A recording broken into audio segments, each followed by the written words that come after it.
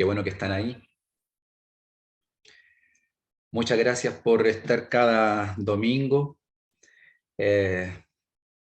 a través de sus pantallas, a través de esta conexión. Gracias por estar ahí. También su presencia es un gran apoyo para nosotros. Muy bien. Vamos a ir entonces hoy día a la clase número 7 y penúltima de este año de estudios, como decía bien el pastor Leo cuando mandó el link, cómo ha pasado el tiempo. El Señor ha sido bueno y fiel con nosotros. Vamos a compartir pantalla.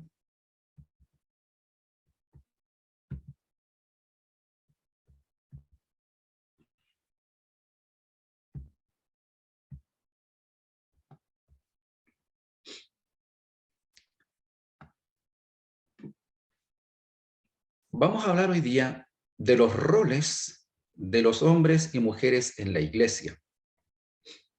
Y quiero dar la connotación a esta frase al comienzo para decir que ya entramos en un tema tremendamente práctico cuando hablamos o toda vez que hablamos de la vida de la iglesia.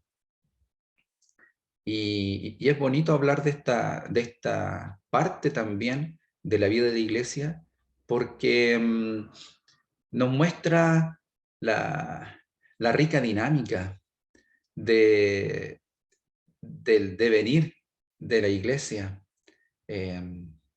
donde todos los hermanos cumplen una labor, donde todos tenemos un propósito.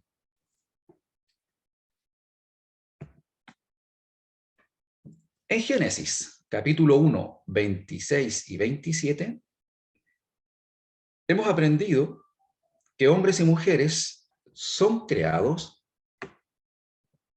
a imagen de Dios, iguales en dignidad, valor, honor e importancia.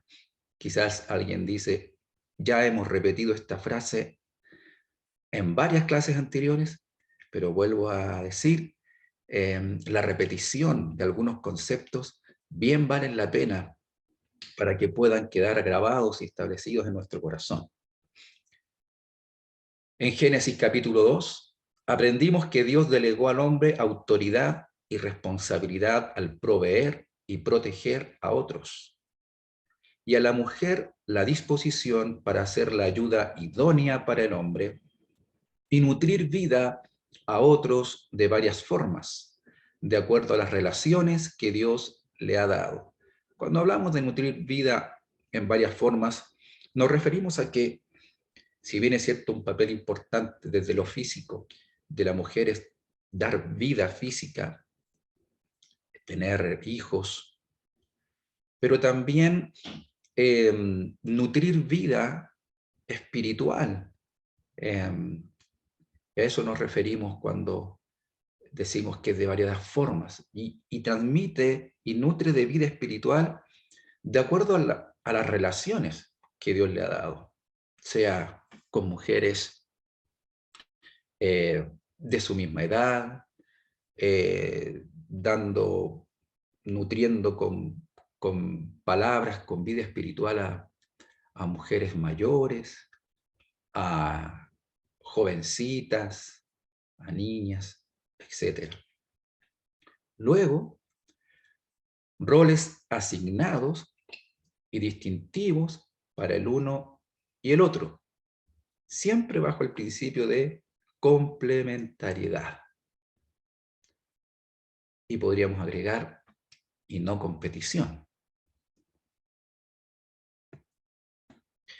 Ejercicio de roles de hombres y mujeres en la iglesia. En Gálatas capítulo 3, versos 26 al 28, el texto dice lo siguiente: pues todos sois hijos de Dios por la fe en Jesús, porque todos los que habéis sido bautizados en Cristo, de Cristo estáis revestidos.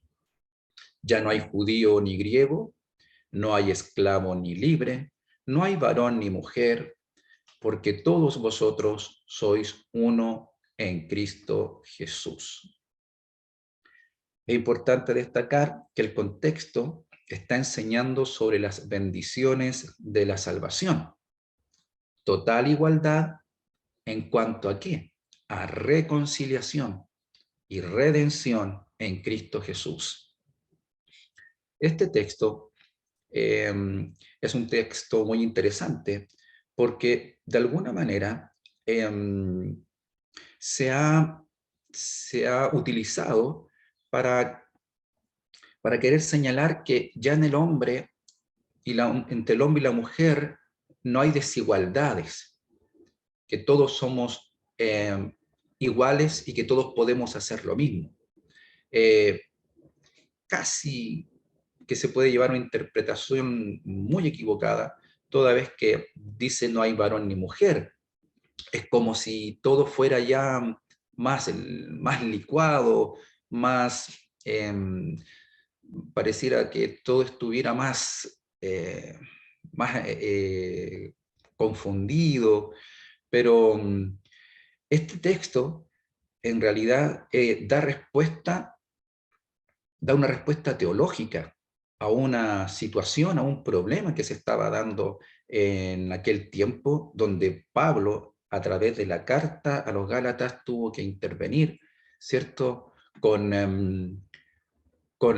palabra del Señor, con la enseñanza, ya que había un conflicto donde los cristianos judíos, recordemos que los que se convertían al principio eran judíos. Los apóstoles estaban predicando a judíos primeramente, y luego entendemos que el mensaje del Evangelio comenzó a ser difundido también hacia los gentiles.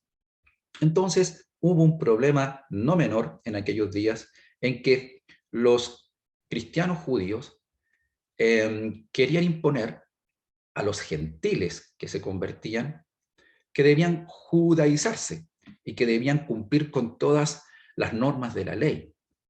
Entonces tuvo que intervenir, como dije, Pablo, para enseñar que no era lo correcto, que así como el Señor nos había llamado, es como opera entonces en nosotros la salvación.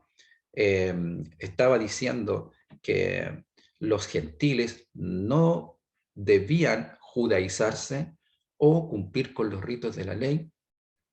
Ese no era el fin de la salvación, de la gracia y de la misericordia de Dios. Entonces, en ese contexto es que cuando dice acá que ya no hay judío, ni griego o gentil, no hay esclavo ni libre, no hay varón ni mujer, se está refiriendo en que no hay diferencias en cuanto a las bendiciones, a las gracias de Dios manifestadas, en cuanto a la salvación, no en cuanto a roles, sino que esta es una respuesta, como dije, teológica muy, muy importante. Somos todos iguales en cuanto a salvación, en cuanto a la reconciliación con el Padre, en cuanto a la redención en Cristo Jesús, y podríamos seguir nombrando todas aquellas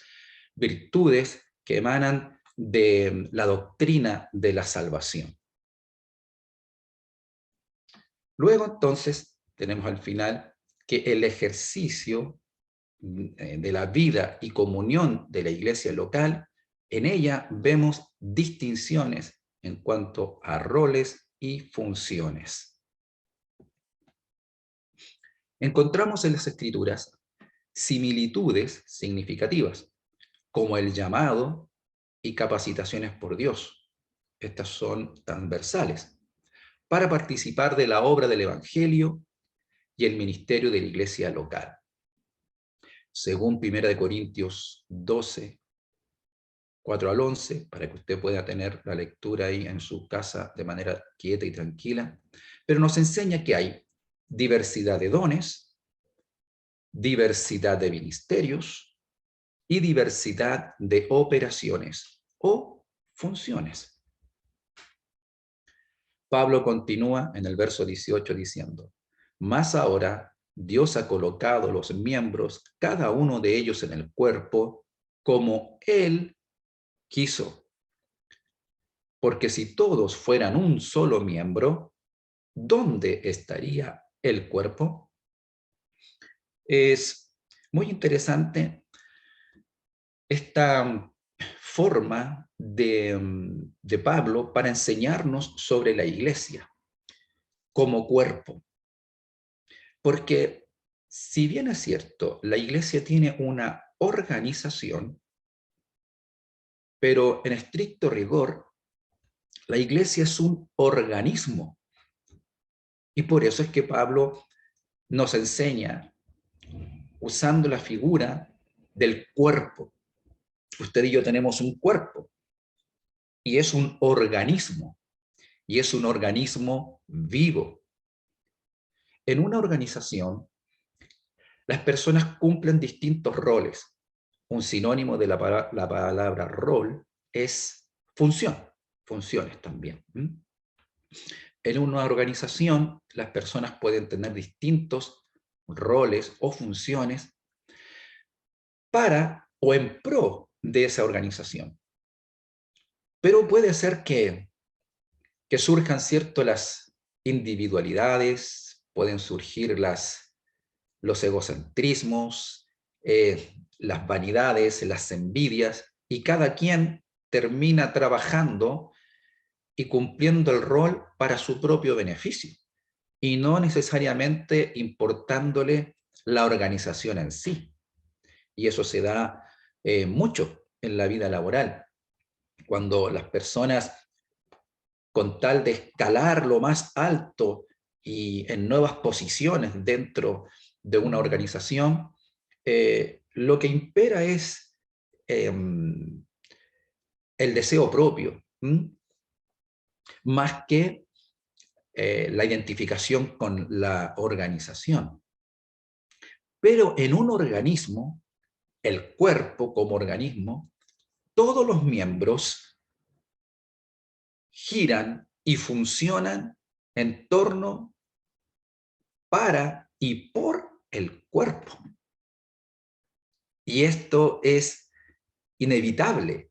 El cuerpo como organismo y todos sus miembros trabajan con un solo propósito: mantener vivo al cuerpo.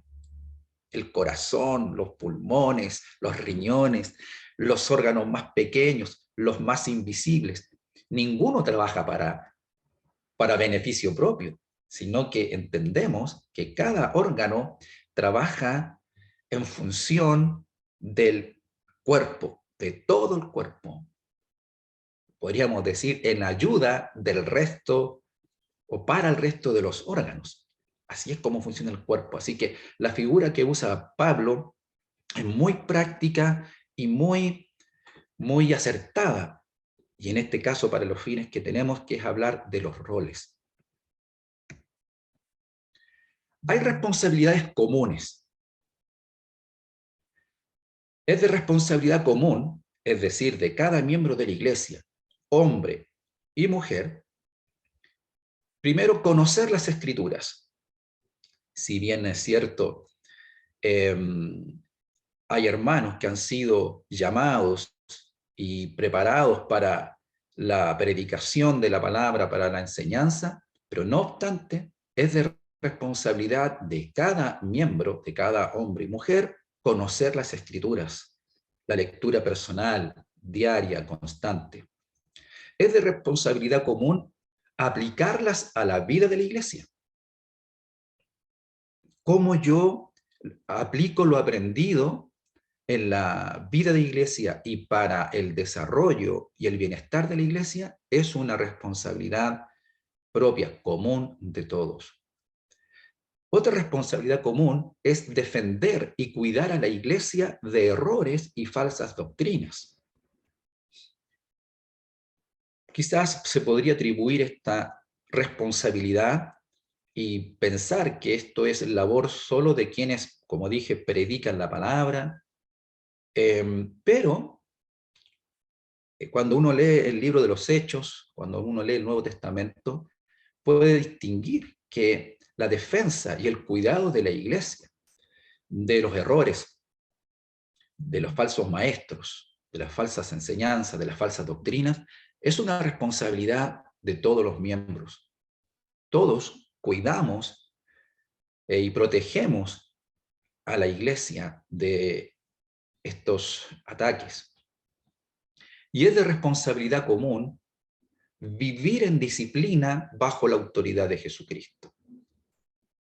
Todos nosotros, como hijos de Dios, vivimos bajo un estado de disciplina, un estado disciplinario. Es como en el hogar. Para que un hogar funcione de manera saludable, los padres acuerdan una forma de disciplina bajo la cual toda la familia se someterá para que tenga éxito. Los padres, cierto, imponen un tipo de disciplina a los hijos para el bien de ellos y para el bien de la familia. Se establecen normas, se establecen reglas, como queramos llamarle, ¿cierto? Los padres, por ejemplo, dicen, desde esta hora hasta esta hora tú puedes hacer este tipo de actividades, si sales fuera de casa a esta hora debes llegar a la casa, cosas comunes, pero que nos hablan, ¿cierto?, de que en una familia todo se impone una forma de disciplina para entonces que la familia pueda tener un desarrollo saludable, armónico también. Bueno, es de responsabilidad común que dentro de la iglesia debemos vivir en disciplina, es decir, bajo la autoridad de Jesús, cuidándonos, al cuidarnos, cuidamos a la iglesia, velando por cumplir las escrituras, de vivir ordenadamente, vivir en consagración, en santidad, etcétera, etcétera. Estas son responsabilidades comunes. El gobierno de la iglesia, en cuanto a esto hemos aprendido que Dios ha encargado el gobierno de iglesia a los hombres, según el paralelo y comparación con el modelo de matrimonio y familia. Luego, entendemos que la cabeza de la iglesia es Cristo.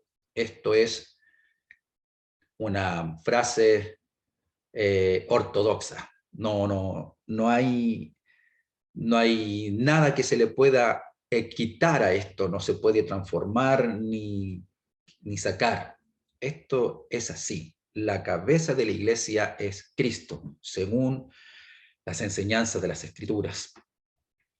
Luego Dios ha llamado a hombres para ejercer el ministerio pastoral en la iglesia, delegando autoridad para gobernar, guiar y cuidar de ella. Funciones y roles en la iglesia local. Al comienzo del Nuevo Testamento, en el libro de los Hechos, encontramos dos oficios, el de pastores o ancianos y diáconos. Y el diaconado, que el llamado al servicio es el mismo, tanto para hombres y mujeres, eso ya lo dijimos hace un rato atrás, pero se ejerce en forma diferente. Hombres que sirven buscando y llevando enfermos, cargando y llevando alimentos, trabajando en tareas más pesadas. Mujeres que sirven a enfermos, visitando ancianos, alentando, dando consejería. El énfasis de su ministerio, tanto para hombres o mujeres, en el diaconado, es el servicio caritativo y no el gobierno. Y están sujetos a la dirección de los pastores. Aquí vemos entonces que el diaconado cumple un rol, una función dentro de la organización de la iglesia. Y esto yo lo encuentro tan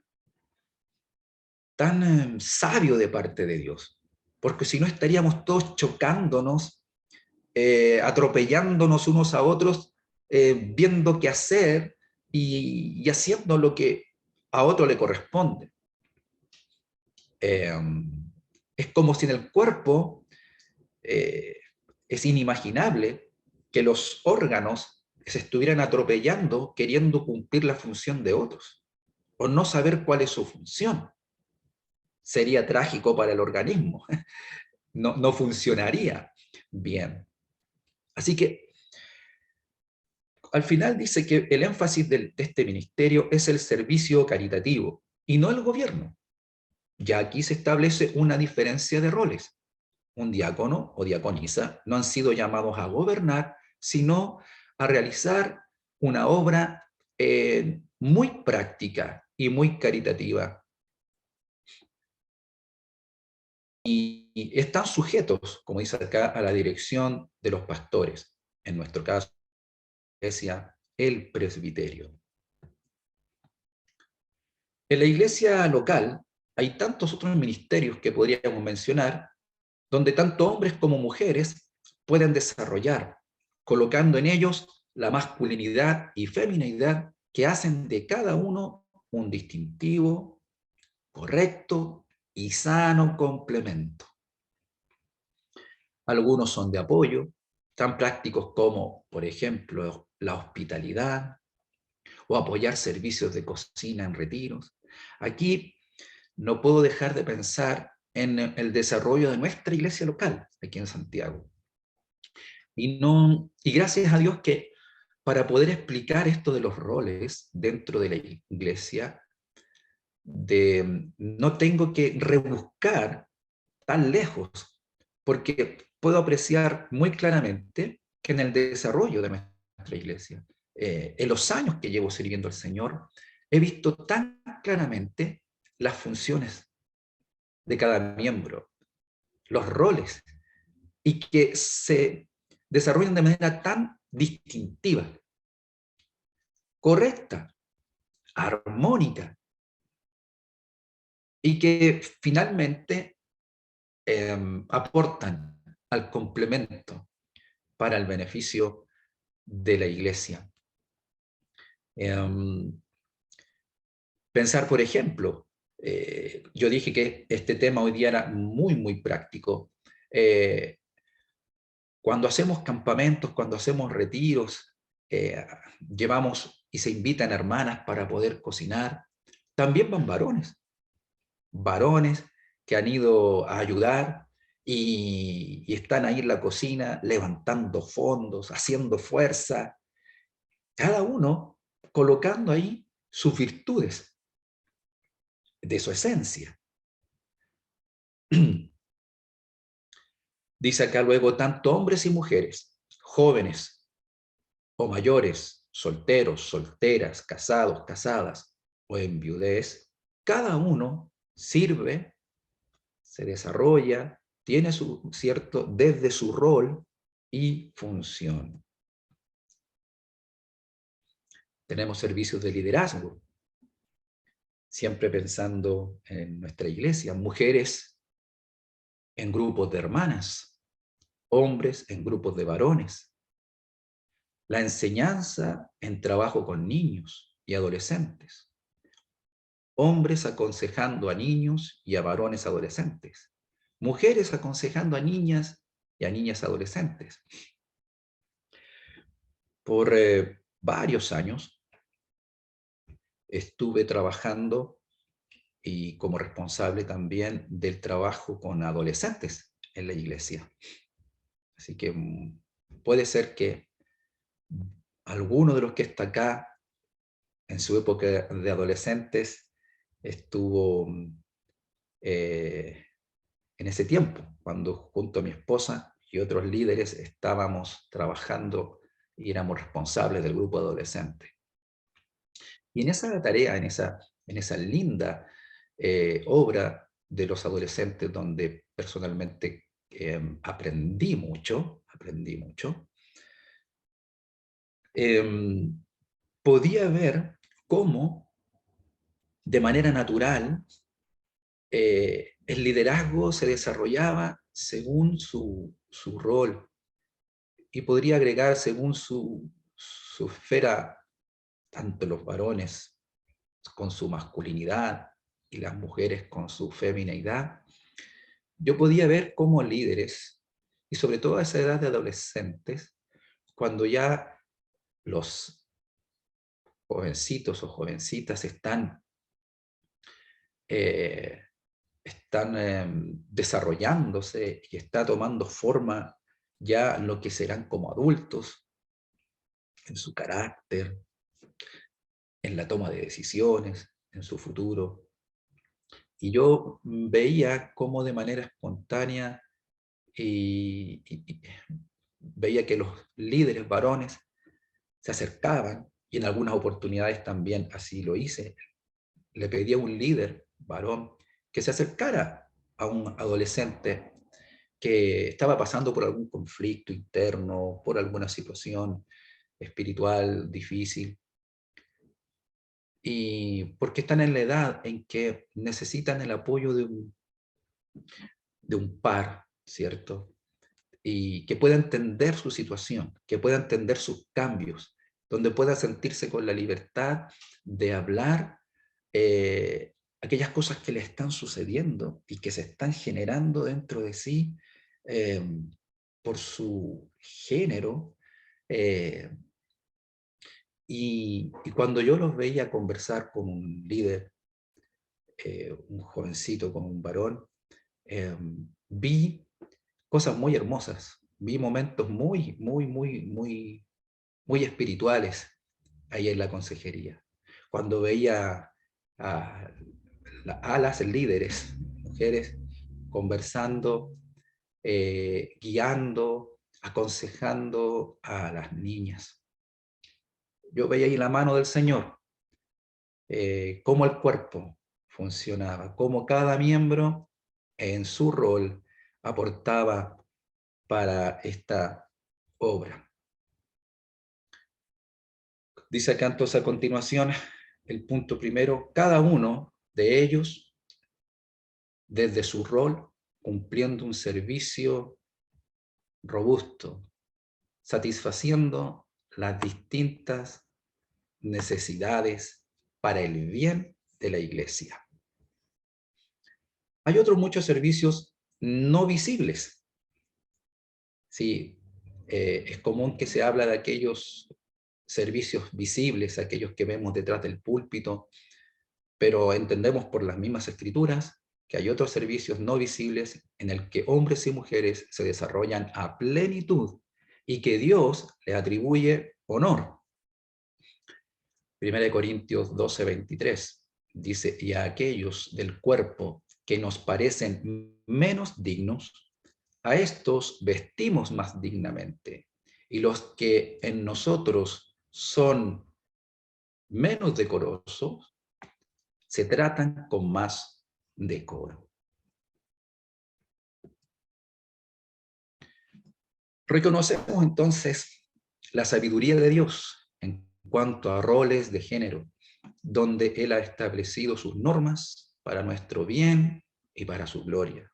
Y luego, el cómo expresamos nuestro género en la iglesia local.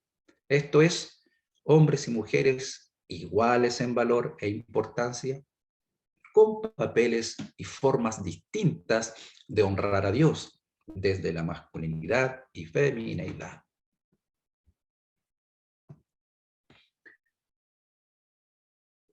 El perfil del trabajo pastoral y el paralelo con los lineamientos de la masculinidad bíblica. Aquí quiero expresar algunas ideas y que se correlacionan con este principio de la masculinidad bíblica, los lineamientos que hemos aprendido en las clases anteriores. Miren, pongamos atención y fijémonos en estos detalles.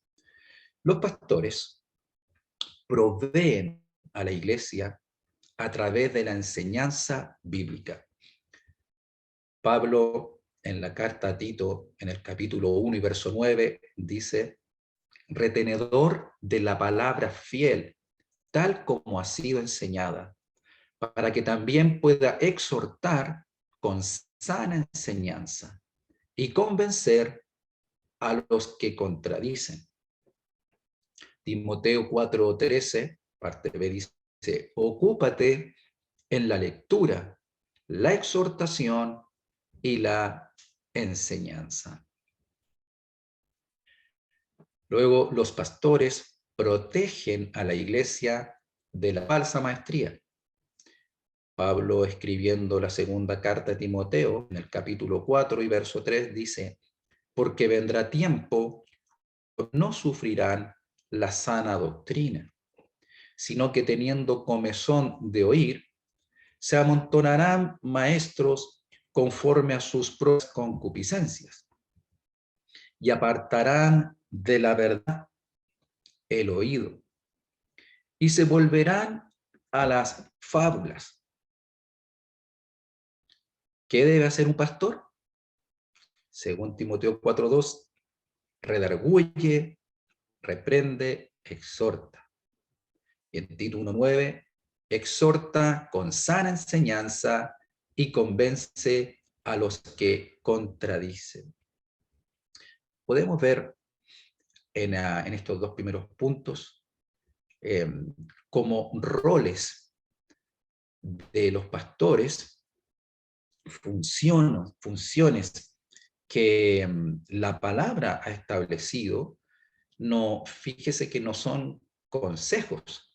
Cuando Pablo escribe a Tito, son enseñanzas, son ordenanzas. No están en calidad de consejo, como dije, puedes tomarlo o dejarlo. Veíamos en cuanto que los pastores proveen a la iglesia a través de la enseñanza bíblica, en Tito 1:9, dice que debe ser retenedor de la palabra fiel, tal como ha sido enseñada. Hay ahí hay un trabajo que realizar por parte de aquellos que han abrazado el pastorado, quienes hemos abrazado el pastorado. No solo leemos y aprendemos las escrituras para nuestro propio beneficio, como responsabilidad común, como decíamos hace un momento atrás, sino que tenemos la tarea de retener la palabra. Y tiene aquí una cualidad muy hermosa el texto, retener la palabra fiel, tal como ha sido enseñada. Entonces, hay una responsabilidad y que se asume y que se debe asumir con temor, con reverencia, que al leerla y al estudiarla, no nos podemos permitir darle a ella cualquier interpretación, usarla para fines personales o egoístas. Cuando dice que debemos retenerla, se refiere a que se mantenga intacta, tal como fue enseñada. Y aquí necesitamos urgentemente la ayuda del Espíritu Santo, porque la palabra, la escritura, ya tiene 2000 años entre nosotros, poco menos, en el primer siglo, recordemos, en el primer siglo después de Jesucristo, se escribió, en ese periodo se escribió las escrituras, y luego el canon quedó completo. Me refiero a tanto al Antiguo como al Nuevo Testamento. Y la Iglesia ha tenido el rol de protegerla y custodiarla todo este tiempo. Y al pasar los años, siempre hay un riesgo de que ésta pueda ser, y ha sido así también, por lo demás, tristemente, intervenida, manipulada. Por eso es tan importante y necesaria la ayuda del Espíritu Santo, para que, a pesar del paso del tiempo, la escritura, la enseñanza bíblica pueda ser retenida tal cual como fue entregada por el Espíritu Santo a los apóstoles en el principio, allá, al comienzo de la iglesia. Así que vuelvo a esta idea, aunque todos debemos leer las Escrituras para nuestro crecimiento personal, pero en la labor del pastor para poder proveer alimento espiritual, sano alimento espiritual, buen alimento espiritual, comida contundente, comida de peso, carne, y no cosas diluidas, para poder proveer a la iglesia a través de la enseñanza bíblica, debe tener el cuidado sumo de retener la palabra fiel tal como ha sido enseñada. Así que desde ya muchas gracias a la iglesia toda vez que oran por los pastores, no solo los de nuestra iglesia, sino por todos aquellos hombres que ejercen esta labor dentro de la iglesia, en cualquier parte del mundo.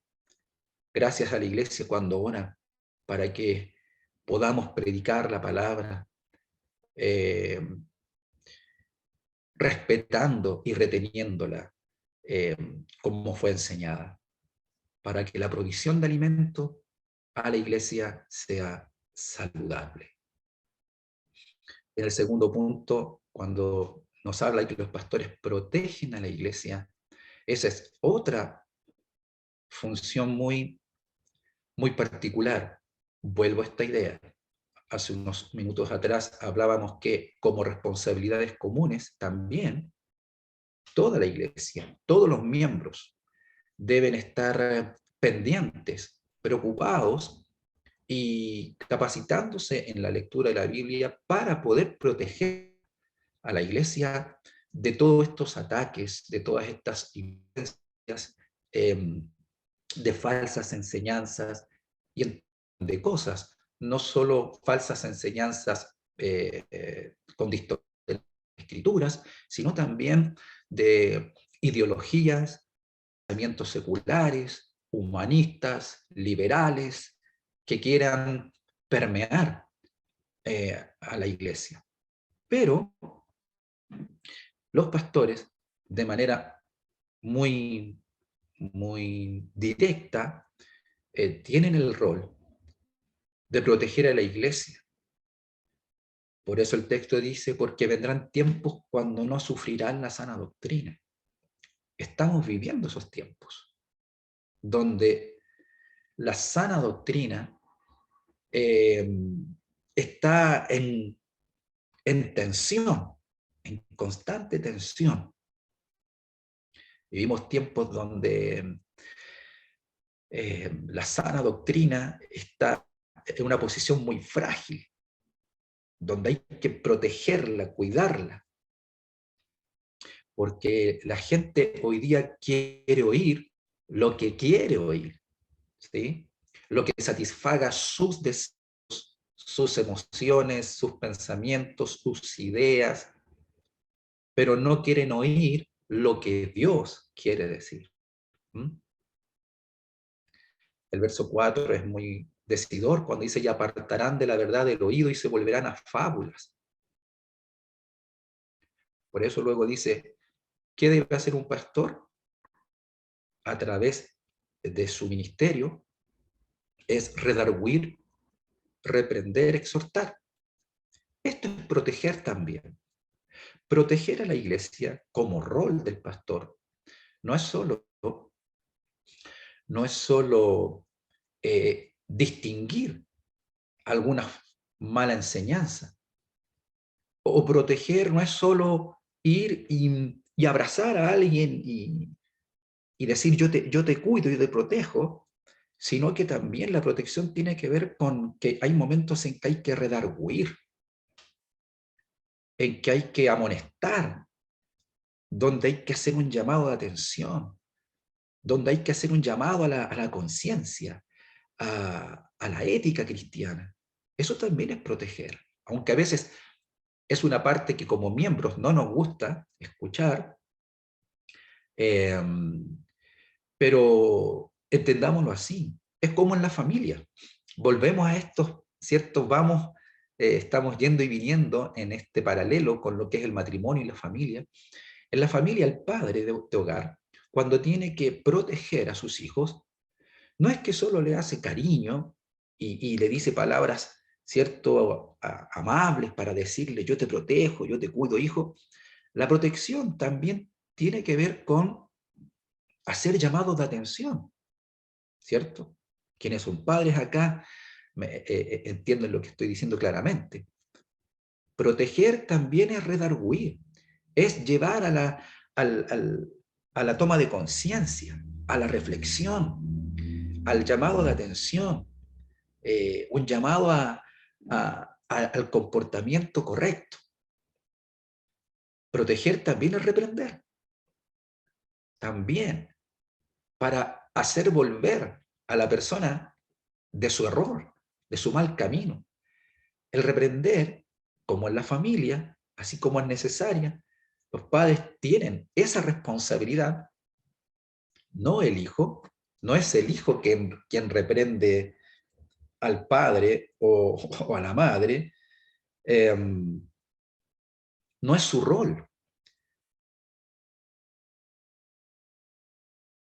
Mire, una definición de rol que la busqué en el diccionario, una definición muy actual, dice que los roles son desempeñados dentro de un grupo familiar, organización, donde podemos ver que dentro de sí mismo, eh, por ejemplo, de la familia, está el rol de madre, rol de padre, rol de hermanos, rol de hijo, hay roles distintivos en los trabajos, en los deportes, como en el fútbol, por ejemplo, los jugadores están colocados y posicionados en lugares determinados para que cumplan un rol, etcétera. La vida se trata de esto, para que funcionen los roles. Entonces, vivimos tiempos donde los roles se han trastocado, donde los roles se han confundido. Y esto puede traer y trae consecuencias. Por eso, dentro de los roles del pastor, en cuanto a protección a la iglesia, así como acabo de decir, sucede con el paralelo en la familia, la protección incluye redarguir, reprender, exhortar. Y como dice en Tito 1:9, exhorta con sana enseñanza y convence a los que contradicen. Eso es parte de la función del rol del pastor en cuanto a protección a la iglesia. Los pastores lideran la iglesia con su ejemplo. En Primera de Pedro, capítulo 5 y verso 2, dice, apacentad la grey de Dios que está entre vosotros, cuidando de ella, no por fuerza, sino voluntariamente, no por ganancia deshonesta, sino con ánimo pronto, no como teniendo señorío sobre los que están a vuestro cuidado, sino siendo ejemplos de la grey. El único que tiene señorío sobre la iglesia es Jesús.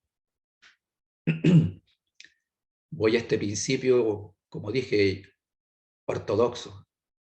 Jesucristo es la cabeza de la iglesia y no el hombre, ¿sí? No somos los pastores o ancianos u obispos, como queramos llamarle, sino que está claramente establecido que Jesús es la cabeza de la iglesia.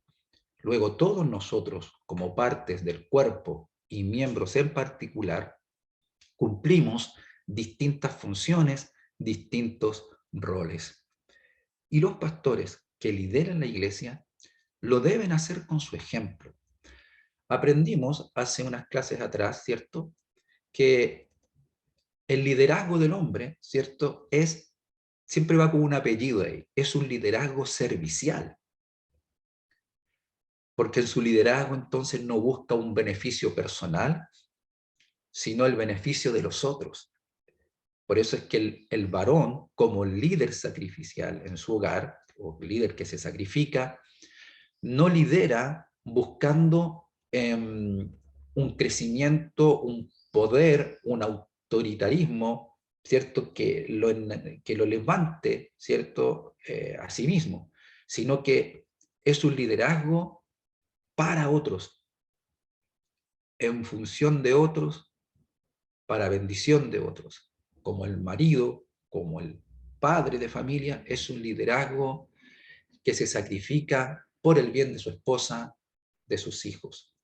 Entonces, el pastorado o los pastores que lideran la iglesia también es sacrificial y debe ser con el ejemplo. Como dice al final del verso 3, no como teniendo señorío sobre los que están a vuestro cuidado. La iglesia, quienes están, ¿cierto?, bajo sujeción de los pastores, están en esta condición, bajo cuidado, no como teniendo señorío sobre los que están a vuestro cuidado, sino siendo ejemplos de la grey.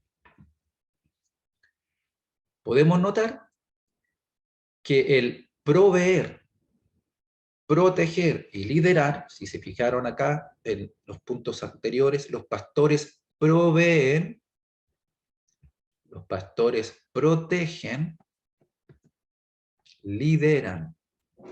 Podemos notar entonces que el proveer, proteger y liderar son definiciones y roles de masculinidad bíblica, que se condicen con el paralelo que ya hemos hecho, con el llamado a los hombres a proveer y proteger a otros, especialmente a sus familias y hermanas en Cristo, según el perfil del trabajo de Adán en el huerto de Edén, como ya lo aprendimos allá en Génesis 2:15.